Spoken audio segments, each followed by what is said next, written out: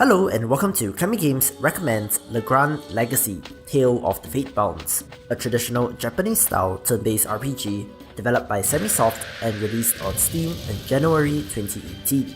For disclosure, I received this game for free.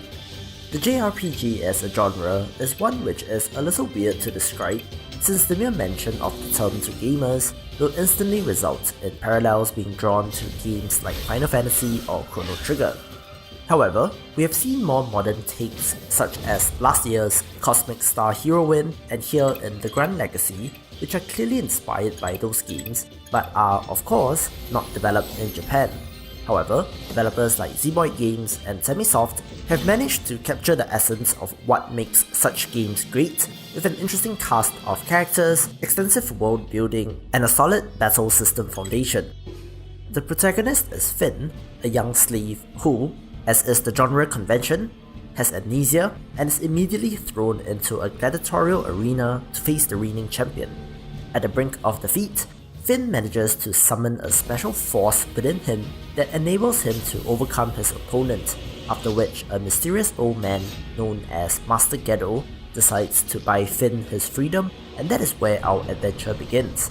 First things first, I simply love the world that has been created here, since the locations, kingdoms, political intrigue, characters, and narrative backstory are all superbly done. I mean, the game does introduce you to a race of lion people right off the bat. The world of Legrand is one which is steeped in conflict, with people trying to survive as a war rages on in the north. Elsewhere, there are reports of a sea monster destroying ships and starving the port, all while the land itself is beginning to show signs of wear, with chunks of earth magically floating up in the air, while the essence of the world itself is beginning to slowly leak out of the ground. Early on, you meet up with a white-haired archer, Arya, who is seeking out a mysterious entity known as Lazarus as she clings on to the hopes of an ancient prophecy. I simply love the narrative setup, and while the writing itself can feel a little rough in spots, the overall story was enough to keep me going. The combat here is your typical turn-based RPG combat, but with a couple of interesting tweaks. Firstly, characters can choose between regular attacks, grimoire attacks, and arcana attacks, where the first is an attack based on your equipped weapon.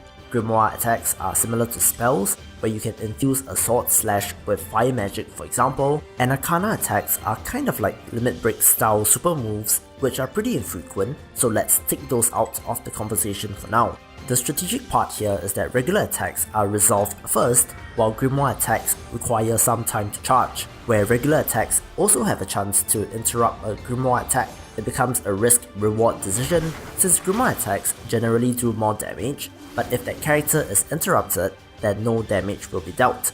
Additionally, there is no mana in this game, so grimoire attacks are free to use, but attacks do charge up your AP bar, which, when full, allows the use of the Arcana skill. Add to this a rock paper scissors like elemental effects, water beats fire beats earth, as well as variations in enemy types, where flying enemies have a default 50% chance to avoid melee damage as an example, and you have the foundations of a robust system. Furthermore, formation is also a factor, where front row characters deal and take more damage, and back row characters can only be targeted by melee attacks if all front row characters are incapacitated. We also have something a little bit more controversial in that there are quick time events for almost every move that you make in combat. Pressing the right button at the correct time can result in special effects such as critical damage or a block which fully blocks all incoming damage. But thankfully, if you hit QTEs, you can always turn this off in the options. Finally, the art style is also something which stands out, since the areas are beautiful hand-painted backgrounds, which is in contrast with the 3D model of Finn on screen. It really reminds me of something like a Final Fantasy VII, only without the super blocky character model, which was a nice little nostalgia hit. We have often seen modern games pay tribute to the 8-bit and 16-bit era in games, which in my opinion works because pixel art is a timeless art style. However, we have seen less tributes to PlayStation 1 era games, since the transition from 2D to early 3D stuff was rough to say the least, so it is with good reason. However, Semisoft has somehow managed to make this work in Legrand Legacy, which is surprising to me. Overall, I really like the game since it is a love letter to the JRPGs of days past. While I have not played through the entirety of the game, I am recommending it based on the strength of the world building and the combat system. It might fall apart at the end or it might not, but definitely check this out if you are looking for a solid JRPG.